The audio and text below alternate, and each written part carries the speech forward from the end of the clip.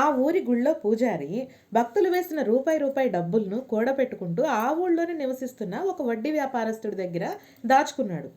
పూజారి గారి కూతురు పెళ్ళిడికి వచ్చిన తర్వాత ఆవిడ పెళ్లి కోసం అని చెప్పేసి వ్యాపారస్తుడి దగ్గరికి వెళ్ళి తన డబ్బులు తనకి తిరిగి ఇచ్చేయమని అడగ్గా, ఎళ్ళవయ్యా, నువ్వెక్కడ దాయాలి, పూజారివి, నీ దగ్గర అన్ని డబ్బులు ఎక్కడి నుంచి వచ్చినాయి, 500 నా దగ్గర ఎక్కడున్నాయని చెప్పేసి విసుక్కుని పంపించేశాడు. ఇంకా గతిలేని పరిస్థితుల్లో పూజారి వెళ్ళి రాజుగారి సహాయం అడిగాడు.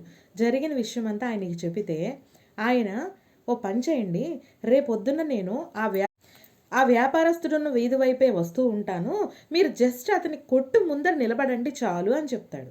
ఓకే అని వెళ్ళిపోయిన పూజారి మరుసటి రోజు ఉదయాన్నే ఆ షాప్ ముందు నిలబడితే అట్నుంచి రాజుగారు వెళ్ళటం, కోలాహలంగా జనమందరూ ఆయనకి వందనాలు చెబుతూ ఉండగా ఆ పూజారి గారిని చూసి రాజుగారు అక్కడ రథం ఆపి, అయ్యో పూజారి గారు మీరా, నమస్కారం అండి, రండి అని చెప్పేసి సవినయంగా ఆయన రథంలోకి ఆహ్వానించి ఆయన పక్కనే కూర్చోపెట్టుకుని కొంత దూరం వెళ్ళాక కొంచెం ఆయన ఆపేసి, మనం చేయాల్సింది చేసాం, ఆ తర్వాత దేవుడి దయ, మీ అదృష్టం ఎలా ఉంటుందో చూద్దాం అని చెప్పేసి రాజుగారు వెళ్ళిపోతారు. వెంటనే ఆ వ్యాపారస్తుడు, అమ్మో ఈ పూజారికి రాజుగారు తెలిసినట్టుంది, నా పని అయిపోద్ది నా విషయం తెలిస్తే అని చెప్పి పూజారిని పిలిపించి ఆయనకి ఇవ్వాల్సిన డబ్బులే కాకుండా ఎక్స్ట్రా వేసి వడ్డీ డబ్బులతో సహా 1000 రూపాయలు ఇచ్చి నమస్కారం చెప్పి, నన్ను మంచండి, తప్పైపోయింది అన్నాడు.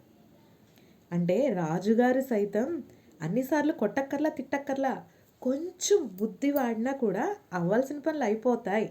అవునా కదా?